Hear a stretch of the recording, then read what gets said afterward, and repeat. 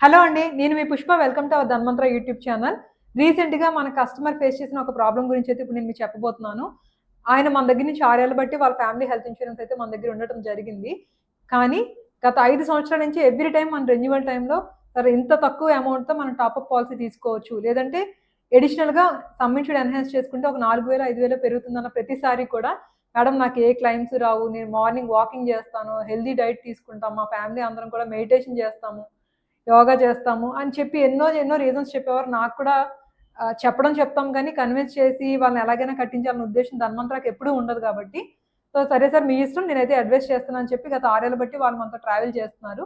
Last month ఆయనకి work చేస్తున్న ప్లేస్‌లోనే స్ట్రోక్ రావడం జరిగింది.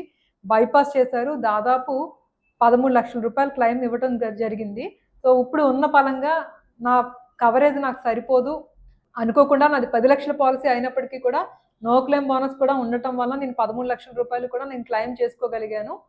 బట్ ఇకపైన మాత్రం నేను ఆ మిస్టేక్ చేయను. మీరు ఎన్నో సార్లు నాకు మీరు గైడ్ చేశారు. సమ్ ఇన్ష్యూర్డ్ పెంచుకోమని, లేదంటే టాపప్ అయినా తీసుకోమని. బట్ ఎప్పుడు కూడా నేను దాన్ని సీరియస్‌గా తీసుకోలేదు. ఇప్పుడైతే మాత్రం నా రెన్యువల్ టైమ్‌లో ఖచ్చితంగా దాన్ని ఒక 25,00,000కి గాని, 50,00,000కి గాని ఎన్హాన్స్ చేయండి అని చెప్పి మనల్ని రిక్వెస్ట్ చేశారు. బట్ అన్‌ఫార్చునేట్‌లీ ఆయనకైతే ఎన్హాన్స్‌మెంట్ దొరకదండి. సో, ఆయనకి మీరిచ్చిన సలహా ఏంటంటే, ఒక్కసారి గనక ఏదైనా మేజర్ ఆర్గాన్ డ్యామేజ్ గాని, మేజర్ ఆర్గాన్‌కి గాని ఏదైనా ఎఫెక్ట్ అయినా, కిడ్నీస్ గాని, హార్ట్ గాని, లంగ్స్ గాని, ఇటువంటివి ఏవైనా డిసీజెస్ వచ్చినా సరే, వాళ్ళు మళ్ళా వాళ్ళ పాలిసీ తాలూకా కవరేజ్‌ని పెంచుకోవటానికి ఎటువంటి అవకాశము ఉండదు.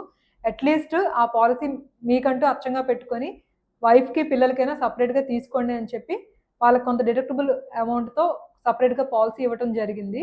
సో, ఇలాంటివి ఇన్సిడెంట్స్ అంటే ఏదైనా జరిగిన తర్వాత రియలైజ్ అయ్యి ఉన్న పరంగా నేను పెంచేసుకుందామన్నా సరే, ఇన్స్యూరెన్స్ కంపెనీస్ ఎవరు కూడా అంత రిస్క్ తీసుకొని ఇమ్మీడియేట్‌గా మీ కవరేజ్‌ని పెంచడానికి జరగదు.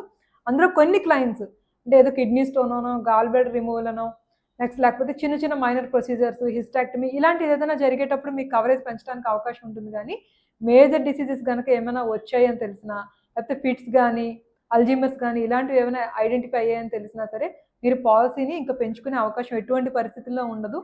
సో, ఫ్యూచర్‌లో మళ్ళా మల్టీ పాలిసీస్ తీసుకునే అవకాశం ఉండదు కాబట్టి, తీసుకునేటప్పుడే కొంచెం మంచి కవరేజ్‌తో పాలిసీ తీసుకోండి.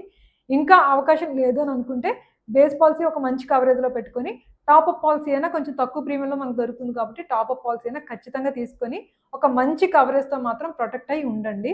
ఇలాంటి ఎన్నో ఎగ్జాంపుల్స్ మేము ప్రతిరోజు చూస్తున్నాం కాబట్టి, మా ఎక్స్‌పీరియన్స్‌తో మీకు ఈ ఇన్ఫర్మేషన్ అంతా షేర్ చేస్తున్నాం. ఖచ్చితంగా మీ ఫ్రెండ్స్ అండ్ ఫ్యామిలీకి ఇటువంటి ఇన్ఫర్మేషను ఉపయోగపడుతుంది కాబట్టి వాళ్ళతో మిస్ అవ్వకుండా షేర్ చేయండి.